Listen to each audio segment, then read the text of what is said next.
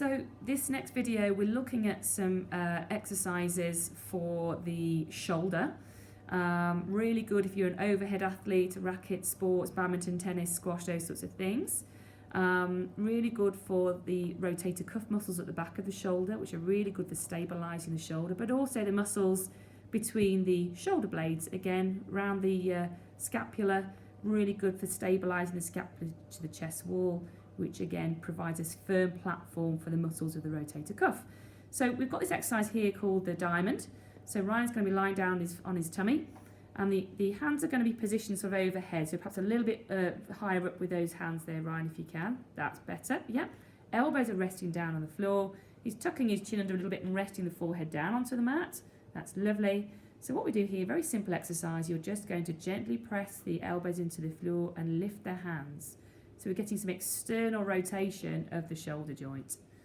So just rotating, lifting up, grand, and back down. It's amazing how many people find this a real struggle if they've had some shoulder problems. Ideally, you want to have the wrists and hands in line with the forearm so that you're not just lifting the wrists, you're lifting the whole forearm, but that looks pretty good. Again, if you're doing this as part of a circuit, you might want to do 10 to 15 to 20, 30 seconds of each exercise, depending on how strong you are, but just remembering we're trying to get external rotation. It's not just lifting the wrists, we've got to lift the whole forearm up. So rotating, forearm lifting off the floor, rotating up and back. Lovely, okay. I'm going to move around into a sitting position now, so I'm going to ask Ryan to come and sit down. So this exercise particularly is really, really good for the rotator cuff.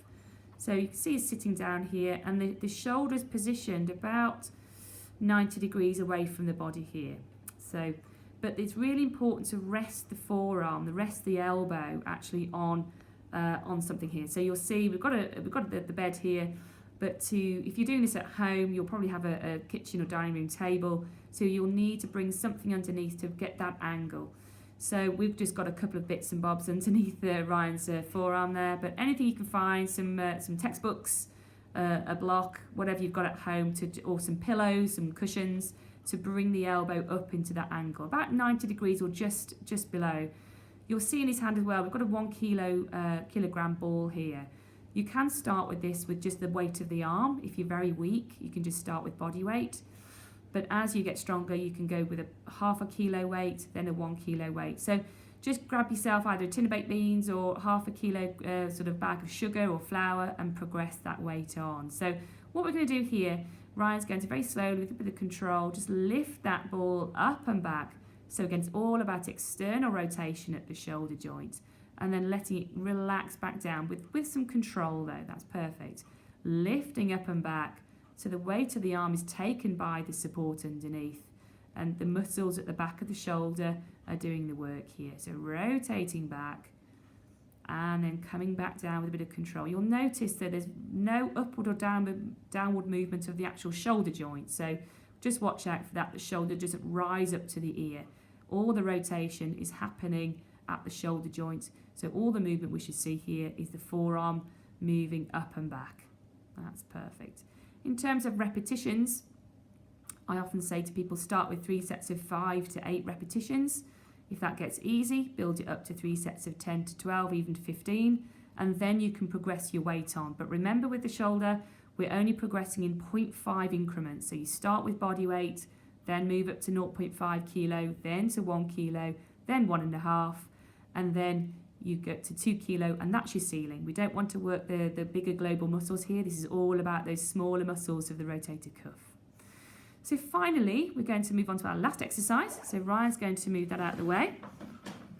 So the only bit of equipment for that exercise is possibly a little bit of weight. This one, you don't require any equipment, you just need your bed. All right, so Ryan's going to lie himself down. Very, very common exercise is the Y's, TW's. So what he's doing here is lying down. Imagine you can just lying on your bed at home. So he's going to basically bring the hands up into that position, okay, then rotate, so bring the hands up towards his head, then straighten the arms out, okay, very nice, and then coming up above the head if he can. Lovely, that's great, and then returning back down. So we'll do that a couple more times. So bring the arms up, rotate, so hands higher than elbows if possible, then straighten out into that T shape, and then coming up above the head. Brilliant. Do that one more time. You'll see that Ryan's been very good. He's done this a few times now. So it's really important to keep the hands higher than the elbows, but also keep the thumbs up to the ceiling with that Y shape. Just do one more for us, Ryan.